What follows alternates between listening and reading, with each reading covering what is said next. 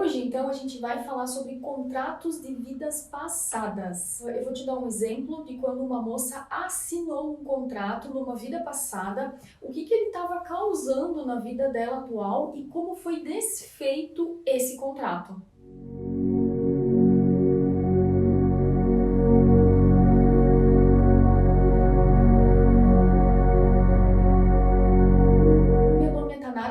Eu sou psicoterapeuta reencarnacionista, eu trabalho com investigação do inconsciente, mais conhecido como regressão. Então, hoje nós vamos falar sobre contratos de vidas passadas. O fato é que, nas nossas vidas passadas, muitas vezes nós já fizemos coisas erradas, coisas que nós não faríamos na vida atual. E nós podemos ter nos envolvido com pessoas não muito legais. E isso pode reverberar na nossa vida atual. Pode ser que venha muitas e muitas vidas reverberando. Nós podemos ter feito acordos com entidades, com seres contrários à luz. E mesmo hoje, nós não tendo consciência desses acordos, eles ainda têm validade e podem estar influenciando na nossa vida. Essas entidades, esses seres, eles normalmente têm uma certa força e eles podem estar nos cobrando essa fidelidade, né, que a gente acordou lá numa vida passada. E isso pode estar gerando toda uma carga energética na nossa vida ruim, e pode fazer a nossa vida, em alguns aspectos, não prosperar. Seja na área de relacionamentos, na área financeira, no trabalho. Enfim, são várias formas que essa energia pode estar reverberando na nossa vida até hoje. Como que é possível ainda ter validade um acordo? Nós vamos evoluindo conforme a gente vai reencarnando, né? Muitas vezes a gente se desassocia em algum momento dessas entidades contrárias à luz e a gente vai seguindo a nossa evolução, a gente ganha consciência e opta por ir para o caminho do bem. Mas muitas vezes eles continuam nas trevas, né? E o que acontece? Conforme a gente vai reencarnando, eles podem nos acompanhando. Se a gente desencarnar e a gente conseguir ir para um plano superior, eles não conseguem ter acesso a nós, né? Porque lá tem uma frequência que não é compatível, enfim, tem toda uma proteção. Se a gente reencarna, acontece naturalmente a nossa frequência ficar mais baixa, então eles voltam a ter acessos a nós. E se a gente porventura desencarnar e for para um plano inferior, aí fica mais fácil para eles. Eles conseguem ter mais facilmente acesso a nós e de repente começa uma perseguição lá embaixo.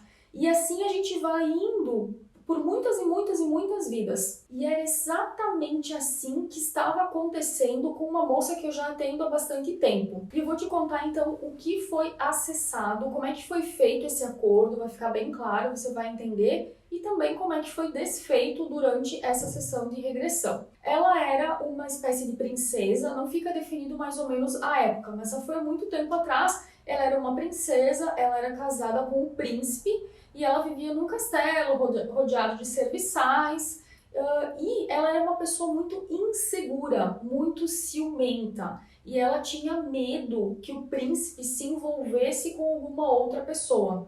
Ela queria muito engravidar para dar um herdeiro para o príncipe. Tinha passado muito tempo e ela não conseguia engravidar, e isso estava preocupando ela. O que acontece? Ela começou a ficar um pouco paranoica com essa história. Ela começou a passar pelas moças e olhar, observar se elas tinham alguma barriga de gravidez, porque ela achava que de repente o príncipe podia querer ter algum outro relacionamento com alguma outra pessoa lá da nobreza, da corte, e ela começou a ficar muito paranoica com isso. Só vou abrir um parênteses aqui. Hoje, essa moça, ela tem muita dificuldade em relacionamentos. Ela ainda é uma pessoa muito insegura. Então, observem que essa característica já vinha com ela há muito tempo. Como passou muito tempo e ela não conseguia engravidar, ela resolveu chamar o sacerdote do palácio. E aí, ele diz pra ela que ela não precisa se preocupar, porque mesmo que ela não consiga engravidar, ela não vai ser destronada, ela não vai perder a posição dela. E ele sugere, então, que uma outra moça que ela escolha tenha o herdeiro do príncipe. E aí, então, ela poderia criar o bebê como se fosse filho dela. Naquela época, eu imagino que isso fosse possível, né? Enfim, de acordo com as tradições da época. Mas ela não aceita, ela quer ter um filho legítimo.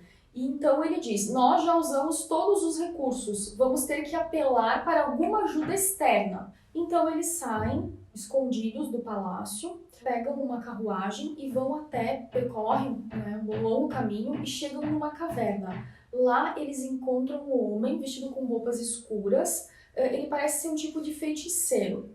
O sacerdote então reverencia ele, demonstra muito respeito, então eles explicam o que está acontecendo. E ele então oferece para a princesa uma bebida. Ela fica um pouco resistente para tomar a bebida, mas como o sacerdote diz para ela tomar, ela acaba tomando. Ela começa a passar mal, ela começa a ter algumas alucinações. Nesse momento ela meio que se arrepende, pensando o que eu vim fazer aqui, né? Só que aí já era tarde demais. E ela acaba desmaiando. No momento que ela desmaia, ela entra em desdobramento espiritual. O corpo dela fica então desmaiado e espiritualmente ela se desdobra, sai do corpo. Em desdobramento espiritual, ela vai até um lugar todo roxo e ela encontra um homem num formato meio estranho. Ele não tem um formato humano. Então ele pergunta para ela se ela realmente está disposta a ter filhos.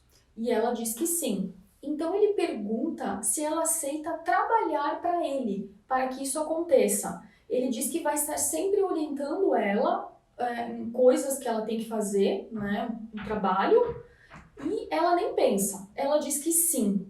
E neste exato momento ela acaba de assinar um contrato espiritual com uma entidade muito trevosa. Quando ela acorda, já no castelo, ela não lembra, ela não tem consciência do que aconteceu no desdobramento. Ela acorda no castelo e nesse momento os mentores já mostram para nós espíritos escuros cercando ela, incluindo aquele homem naquele formato estranho. Imediatamente já vem um pensamento na mente dela: tenho que eliminar as pessoas que me causam ameaça. Então ela decide colocar veneno na comida de algumas moças. Ela escolhia as moças mais bonitas, que chamavam mais atenção, ela se sentia ameaçada e ela colocava veneno na comida delas. Também influenciada por essas entidades, ela acaba se tornando uma pessoa promíscua. Ela começa a se relacionar com vários homens do castelo e ela continua colocando veneno na comida de algumas moças. Só que o pessoal começa a achar estranho, porque só estão morrendo mulheres jovens, mulheres mais bonitas, né? Então eles começam a dar uma investigada e o marido descobre que ela está traindo ele e acaba descobrindo que é ela que está envenenando a comida das moças. Então ele decide matar ela. Eu só vou abrir um parênteses aqui, que foi o mesmo parênteses que os anjos, os mentores, abriram durante a sessão. O marido dela nunca traiu ela, ele não tinha caso com ninguém. Na verdade foi uma brecha dela, né? Um ciúmes, uma insegurança que acabou desencadeando tudo isso. O marido nunca havia traído ela. E olha tudo que acabou gerando, né? Mas enfim, ele decide mandar matar ela para acabar com essa história. E assim que ela desencarna, ela já vai reto lá para o umbral, para o plano espiritual inferior. E quando ela se dá por conta, ela já está presa, justamente por aquelas entidades que vinham acompanhando ela. E ela então quer sair daquela situação e eles dizem: não, você assinou um pacto conosco, agora você pertence a nós e você vai ter que ficar aqui conosco. Ela insiste em querer sair e ele diz que não, que ela procurou aquilo, que isso é responsabilidade dela e que ela tinha destruído a vida de muitas famílias, matado muitas pessoas e que agora ela era uma das deles, digamos. Passa muito tempo nessa situação, ela chora muito, ela insiste em sair, ela é torturada, ela sofre muito nessa situação lá no umbral. Até que ela pensa: ele tá certo, eu me coloquei nessa situação. Então, se eu me coloquei, eu vou ter que conseguir sair dessa situação. Então, nesse momento, ela lembra da avó, ainda lá na infância, que a avó ensinou ela a rezar com o coração. A avó disse que quando a gente faz uma oração com o coração, a gente é atendido.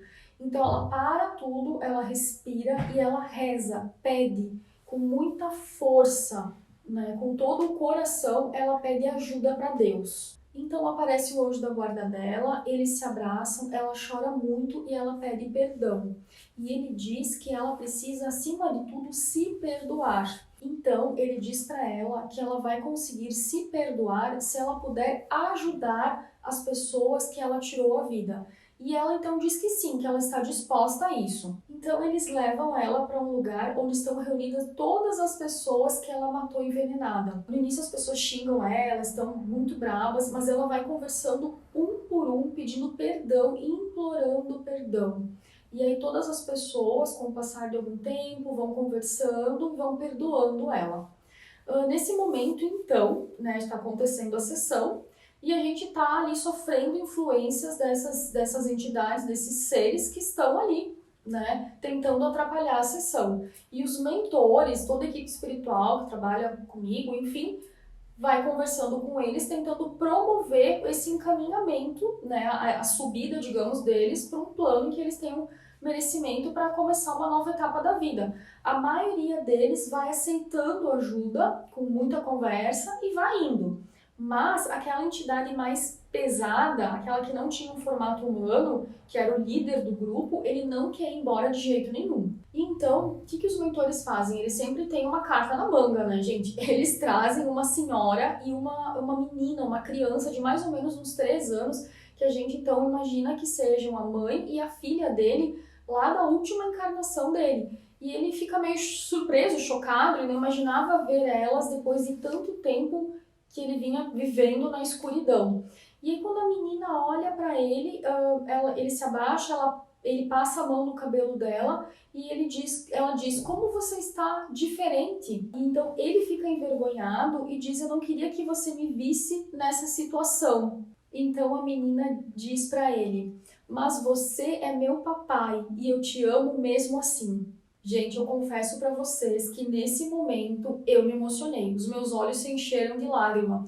Ele começa a chorar, aí ele volta a ter o formato humano, ele abraça a menina, né, o coração dele é amolecido, e aí então os anjos e mentores conseguem fazer o encaminhamento dele, ele aceita ir junto com elas, né? Então foi bem emocionante. Voltando lá àquela situação que ela pede perdão para as pessoas, depois ela é levada para um plano espiritual superior, ela é tratada, ela fica bem, ela começa a trabalhar, eles contam, né, tudo o que acontece com ela depois. Gente, o que eu quero que vocês entendam nisso tudo? Essa moça, ela ainda estava sofrendo uma influência de todas essas entidades. Esses seres continuavam acompanhando ela na vida atual, por conta de um pacto que ela havia feito lá numa vida passada. Hoje ela ainda é uma pessoa insegura, ela ainda tem uma certa dificuldade em relação aos relacionamentos amorosos, e certamente eles estavam influenciando, né, tudo isso nela. Claro que depois que ela começou a fazer o tratamento com a psicoterapia reencarnacionista, com as regressões, ela foi se melhorando muito. Ela foi buscando melhorar não só essas características, mas de forma geral, né, em toda a vida dela.